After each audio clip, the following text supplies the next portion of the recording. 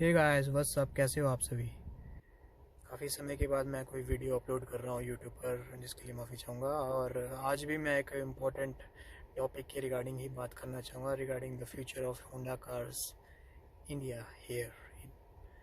जैसे कि जानते हैं आप कि लास्ट मंथ सेल्स रिपोर्ट के अकॉर्डिंग स्कोडा कार्स ने होंडा कार्स को ओवरऑल मंथली सेल फिगर में ओवरटेक कर लिया है। Now they are sitting at 7th position thanks to Kylaq. Skoda Kylaq जो कि एक बेहतरीन प्रोडक्ट साबित हुआ स्कोडा इंडिया के लिए, जिसका कारण वश दिख भी रहा है कि सेल्स में वो काफ़ी इम्प्रूवमेंट जंप किया है। ऑलमोस्ट 163% की इम्प्रूवमेंट है लास्ट ईयर के मुताबिक, which is a big number. And hats off and kudos to their efforts कि उन्होंने इतने मार्केट रिसर्च करके और इंडियन माइंडसेट को क्रैक करके काइलैक जैसी गाड़ी उस प्राइस ब्रैकेट में लॉन्च की, और उन्हें इसका नतीजा साफ मिल रहा है। But what about Honda? Honda का अब कंटिन्यूसली डिक्लाइन चल ही रहा है, मंथ बाय मंथ, ईयर ही हो गया है ऑलमोस्ट। बट होंडा की इस सेगमेंट में, काइलैक वाले सेगमेंट में कोई कार ही नहीं है। जैसा कि आप जानते हैं WRV एक इनकी पहले कार हुआ करती थी, जो आज भी आती है इंडोनेशियन मार्केट में, बट इंडियन मार्केट में उसका कोई अता पता नहीं है। तो वो कहाँ नहीं है, वो कहाँ है होंडा?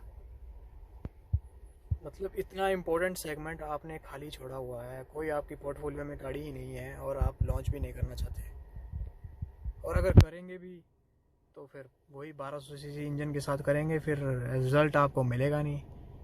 मैं चाहता हूँ कल को अगर आप वो लॉन्च भी करें WRV, तो 1500 सीसी के नेचुरली एस्पिरेटेड इंजन के साथ करें, which would be A game changer for you. जैसा कि आप जानते हैं ब्रेजा जो कि लीडिंग सेगमेंट में लीड करती है सेल्स में, वो 1500 सीसी के इंजन के मुताबिक ही लीड करती है, क्योंकि आज कल के टाइम पे भी इंडियन माइंडसेट सीसी को ज़्यादा इम्पोर्टेंस देती है कंपेयर टू द टर्बोस। और अगर आपने WRV में 1500 सीसी का इंजन दे दिया और उसका जो बेस मॉडल है 9 लाख के अंतर्गत लॉन्च कर दिया, तो trust me that would be A game changer for you. Brezza तक की सेल्स को असर पड़ेगा उससे, क्योंकि एवरीबॉडी नोज कि 1500 सीसी का आपका जो इंजन है वो मारुति से फार फार बेटर है। बट आप वो रिस्क और एफर्ट डालना ही नहीं चाहते। सेम गोज़ फॉर एलिवेट आपने लॉन्च की, बेहतरीन product, good ride quality, good dynamics, but एक ही इंजन ऑप्शन है। होंडा सिटी में आपने हाइब्रिड दे दिया, बट एलिवेट में नहीं।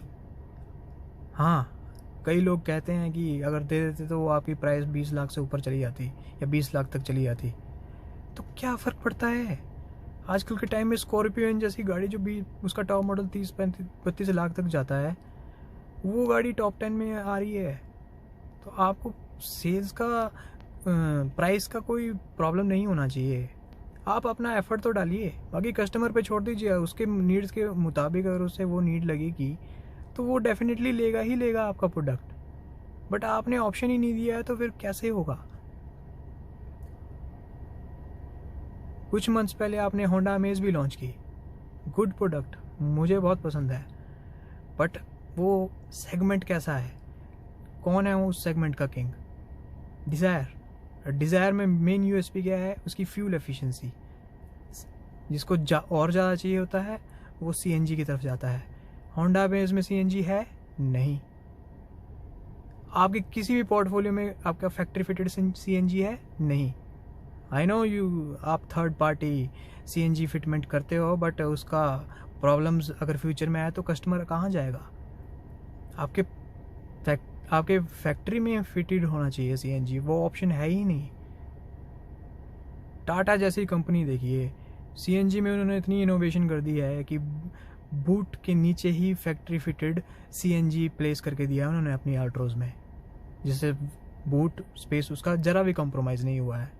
देखिए इंडियन ब्रांड्स भी इतनी इनोवेशन कर रहे हैं, बट आप वही 2 ही इंजन पे अभी तक चल रहे हैं। कब तक चलेगा ऐसा?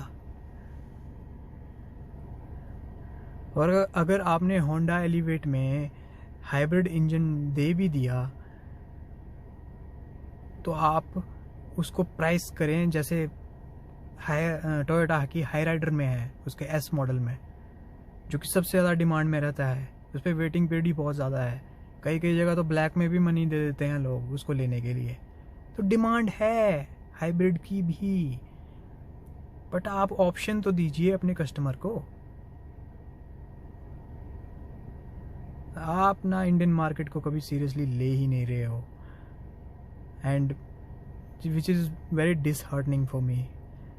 I am very very much love with Honda brand, you know, but आजकल के टाइम में आपके पोर्टफोलियो में कोई खास वाव फैक्टर है ही नहीं रहा।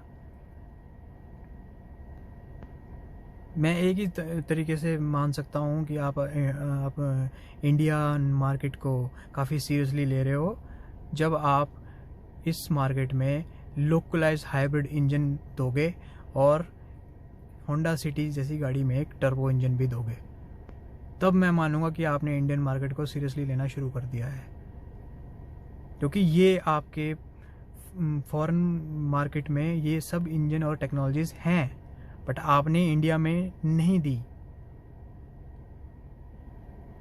कॉस्ट फैक्टर होता तो प्रॉब्लम नहीं, चलो मानता हूँ कॉस्ट फैक्टर एक प्रॉब्लम बन जाता है, बट लोकलाइज तो कर सकते हैं ना। मारुति भी तो कर रहा है, एफर्ट्स डालने पड़ते हैं। अगर आपको मारुति ऐसा ब्रांड टॉप पे क्यों रह रहा है? क्योंकि वो इनोवेट कर रहा है, वो ऐसी चीज़ कर रहा है जो किसी ने नहीं की।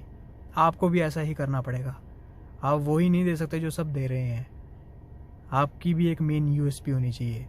अब मारुति वालों ने ग्रैंड विटारा लॉन्च की क्रेटा के सेगमेंट में, उन्होंने क्रेटा में उसको अच्छे से एनालाइज किया कि वो क्या चीज़ नहीं दे रही, क्योंकि सब कुछ तो देती है क्रेटा। तो उन्होंने देखा कि फ्यूल एफिशिएंसी में बस महारत नहीं है उनको हासिल, तो उन्होंने उसमें हाइब्रिड दे दी। उन्होंने देखा इस सेगमेंट में किसी के पास ऑल व्हील ड्राइव है ही नहीं ऑप्शन, उन्होंने ऑल व्हील ड्राइव भी दिया। ये होता है एक रिसर्च। ऐसी रिसर्च आपको भी करनी पड़ेगी अगर आपको सर्वाइव करना है इस कंट्री में। ट्रस्ट में, आपके होंडा के बहुत लॉयलिस्ट कस्टमर भी हैं, बट आपने ऐसा स्मॉल पोर्टफोलियो देके उन लॉयलिस्ट कस्टमर को डिसरिस्पेक्ट किया है होंडा।